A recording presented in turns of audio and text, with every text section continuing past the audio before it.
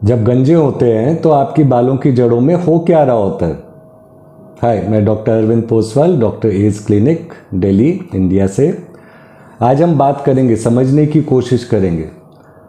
अब आप लोगों के बाल गिरते हैं, कोई गंजा होता है तो डॉक्टर लोग बोलते हैं या तो जेनेटिक है, तो आप भी बोलते हैं अगर जेनेटिक हो रहा है तो फिर पैदाइशी गंजा रहना चाहिए था, बच्चे पैदा ही गंजे होने चाहिए थे।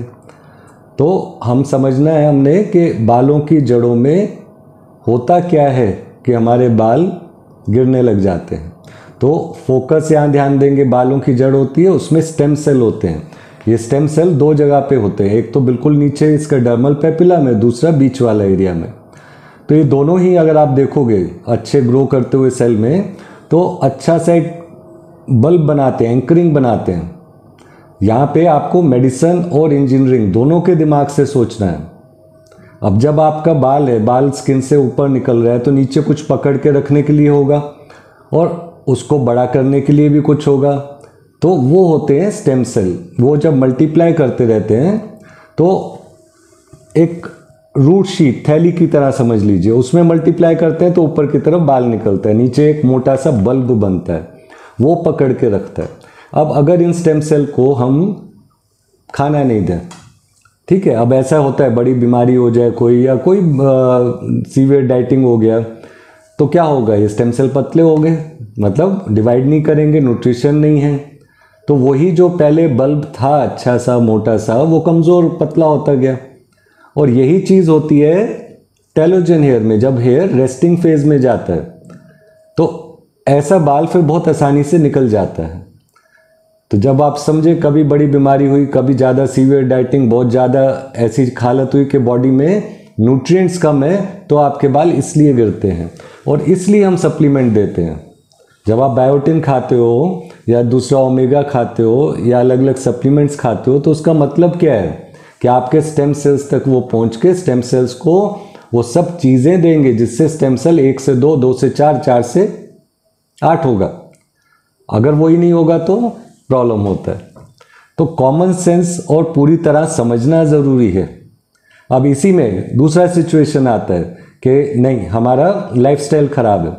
अब लाइफस्टाइल ख़राब में भी क्या होता है कि ये बालों की जड़ों तक जहाँ पे ये स्टेम सेल है, सिर्फ आपका ब्लड पहुँचा सकता है कुछ भी। अब वही अगर कोका कोला पी रहे हैं और मोमो खा रहे हैं तो ब्लड भी पहुँचाएगा प्रेजर्वेटिव और ख़राब चीज़ें। वो हम देखते भी हैं पीआरपी की ट्यूब में कई बार किसी किसी का प्लाज्मा ऑलमोस्ट हेजी होता है क्योंकि इतना ज़्यादा गलत खा रहे हैं। अब इमेजिन करें अगर वही रूट शीट के अंदर जो उसके एनवायरनमेंट है टॉक्सिक हो जाए, टॉक्सिन से भरा हो, तो नेचुरली वो स्टेम सेल नहीं डिवाइड करेगा। कई बार तो वो एस्केप भी कर जाते हैं बाहर स्किन में, जैसे कि वीडियो में कभी देखा आपने। और पतला तो फिर बाल का जड़ हो ही जाएगा ना। तो फोकस स्टेम सेल के ऊपर है और किसी के ऊपर नहीं। थोड़ा डीपर लेवल पे हम जा रहे हैं, लेकिन समझने का यही तरीका है। जब आप इसको ढंग से एनवायरनमेंट रखते हैं, लाइफस्टाइल सुधारते हैं, डर्मा रोलर चलाते हैं, पिन पॉइंट ब्लीडिंग करते हैं, रेसवेराट्रॉल और ग्रेपसीड लगाते हैं, वो क्या है, एंटीऑक्सीडेंट हैं, स्किन के अंदर जाते हैं, जो भी टॉक्सिन्स वगैरह हैं उनको न्यूट्रलाइज करते हैं और एक तरह से सिग्नल भी देते हैं स्टेम सेल को मल्टीप्लाई करने का। तो ये स्टेम सेल जब मल्टीप्लाई करता है तो वापस बल्ब मोटा हो जाता है और बाल गिरना रुक जाता है। ये चीज़ कितनी देर में होती है? जीन थेरेपी या डर्मा रोलर जब हम चलाते हैं तो ये चीज़ ऑलमोस्ट 1 से 2 हफ्ते के अंदर हो जाता है। और आपको क्या नोटिस होता है, क्योंकि बाल अब अंदर अच्छा मजबूती से रुक गया तो बाल गिरना कम हो गया। उसी के बाद आपको क्या दिखता है, अब जब आप फीड भी कर रहे हैं इनको तो बाल स्टेम सेल मल्टीप्लाई होता जा रहा है तो बाल लंबा भी होगा। सेकंड स्टेज वो होता है।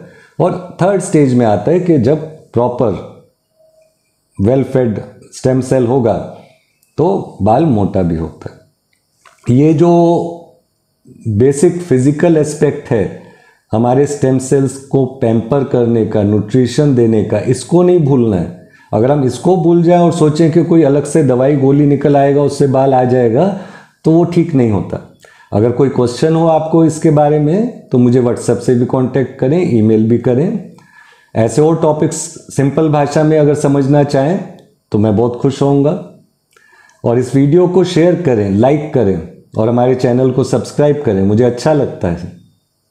शुक्रिया, थैंक यू।